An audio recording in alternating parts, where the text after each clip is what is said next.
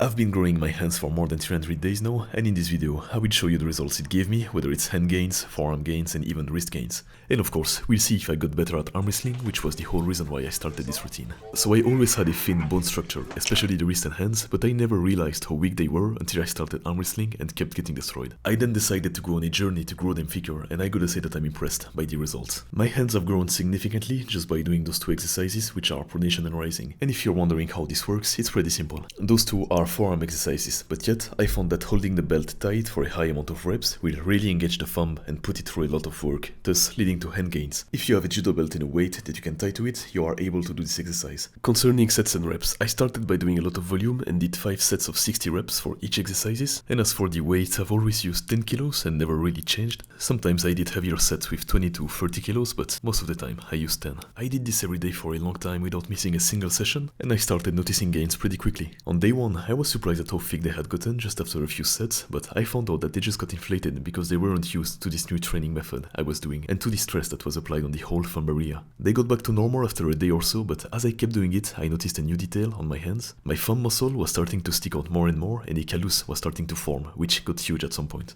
My pronator was also getting big with all the pronation sets I was doing, and on day 100, my thumb muscles had gotten really big, and this is where the gains are getting crazy. Out of nowhere, my thumbs had developed huge shreds and throbbing veins on them. The pumps were getting so bad I couldn't connect them to my pinky fingers anymore, and even had a hard time using my phone. This is also around the time where people started saying I was using steroids and growth hormones. As I kept going, the thumb muscle only got bigger and started impressing people in real life, as much as on social medias. I even made good friends along the way that recognized me from my videos and came up to me to talk. The thumb itself appeared to have also grown a lot, and I noticed it because back then when I bought this ring, I could put it on all of my fingers easily, even the thumbs, and now it would be impossible to even try. Another muscle that has grown a lot is the one between the thumb and index, and more than that, as I mentioned earlier, a huge callus was forming before the 100 days mark. It looked like my skin had calcified and this area of my hand had gotten so hard, to the point I wouldn't even feel something touching me there. The downside to it is that it was looking disgusting and would sometimes crack open and bleed, which was super painful. I kept it for a long time as I wanted to see how big it was gonna get, but got rid of it at some point by applying cream on it because it was getting gross.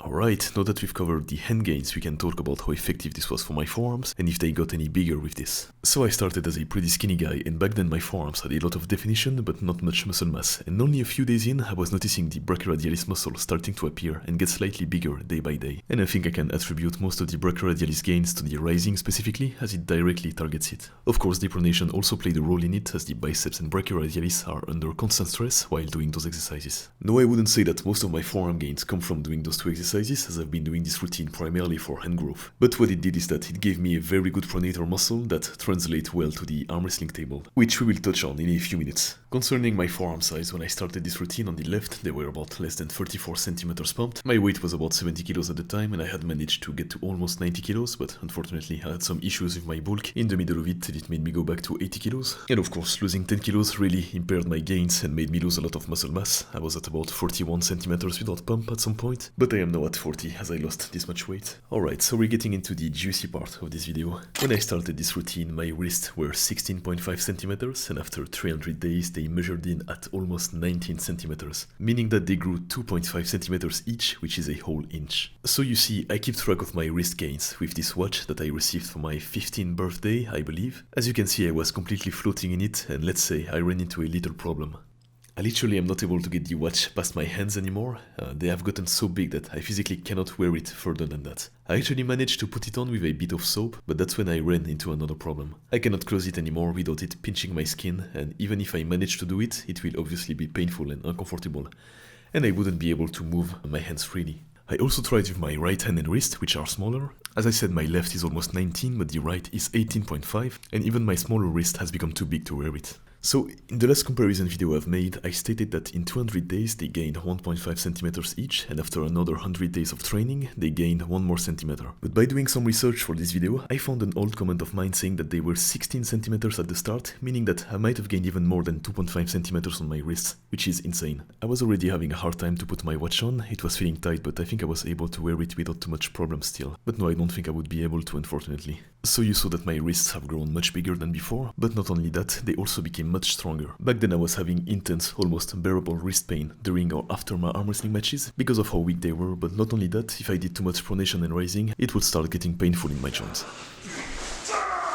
I also made the mistake to go too heavy around the time I started, and the days after my wrists were completely destroyed. I was also unable to do full range of motion with my pronation set, but I am now able to go much heavier on my lifts, do full range of motion without any problems, and they don't hurt anymore even after 3 to 5 hours intense arm wrestling sessions. I think it all comes down to conditioning. Even when I was doing wrist flexions back then, they felt like they were about to crumble. But I ignored the pain for a few sessions, and over time they adapted and became strong. I still don't use a huge range of motion during my pronation lifts, as I don't think I need it for the way I pull on the table. What I do instead is giving it slight impulses while pronating. It's working wonders for my pronation strength. And of course, doing this every day made me discover the best ways to engage the thumbs. So, the best way to do the pronation one is to do a thumb flexion every time you drive up. It will pump the thumb so bad with such a small change, it is incredible. And as for the rising, pinching the belt hard with your thumb will also engage it much more. You can either do that with a judo belt, like I've been doing for months, or with any kind of band if you don't have a belt or don't want to buy one. And I'll even admit that I prefer doing it with a band, as you can go through a much bigger range of motion without causing friction against your skin, like a judo belt would do. And if the band is small enough, you can even alternate positions and see what feels best for you. I of course still use the belt every day, as it has its benefits, like allowing to go heavier and toughening the skin near the thumb, which can over time create a huge callus. Here is how you put your hand through it for the pronation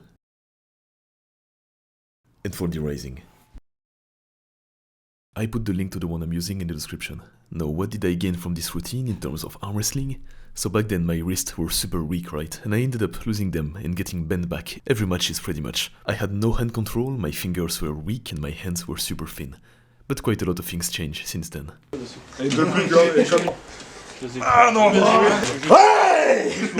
My hand control has become much better, especially the pronation. My rising and cupping also improved a lot, of course, but what this routine gave me is a lot of strength when pulling outside. The left-hand champion of Belgium pretty much said it himself. Ce qui est drôle, c'est que tu donnes beaucoup de fil à retordre quand tu vas en extérieur. I think he seems surprised because back then this was exactly my weakness. I wasn't able to do anything with my hands, whereas now it became one of my strong points. And what's surprising is that I also managed to gain a lot of strength on my right side, which has been injured for more than a year now. If you don't know already, I tore about 3 muscles close to my right shoulder, which made me unable to move for months and caused my right arm to atrophy. Of course, it was super weak back then, to the point a kid probably would have been able to beat me in arm wrestling. But yet now, it became as strong, if not stronger than my left in certain positions, and it's really surprising for me because back then I wouldn't have been able to do anything, but now I managed to take the wrist of pretty much everyone I arm wrestled with, and I think I have to attribute 100% of this to my routine.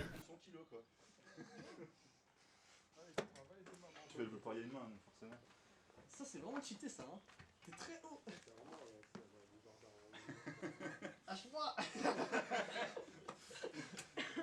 I apparently have not only gained that, as the guys I arm wrestle against have been telling me how big and annoying my thumbs are to grip up. Ils se considèrent pas comme power, ils se considèrent comme... Ouais, bon, les gens disent. Toi, t'as des plus grosses mains que les autres, ça m'énerve. T'as aussi des sacrées mains. You can see by my reaction that I couldn't believe it, as I pretty much still see myself as the guy I was back then, and don't feel the changes in my body that much. But I think that if guys like those that are huge and super strong are saying this, I'm probably doing something right and should believe them. No, this is what everything this routine gave me, pretty much. I'm not certain if I can attribute 100% of the wrist gains to it, as I've been doing a ton of cupping on the side, which puts a lot of pressure on them. Although I still think the pronation and rising is what gave me the most gains, there are probably still a few other training methods that helped. I'm also currently working on a huge guide on how to grow thicker hands, which will first be uploaded in my community and then on YouTube. It will be a huge video course where I go in depth on how I grow every part of the hand, whether it's the palms, the thumbs, the pinky pads, and many other small muscles. I will also talk about what tools I use, whether it's the cheap ones or the expensive ones, and the logistics behind everything pretty much. So if you want to be one of the first to see it, make sure to join, the link will be in the description.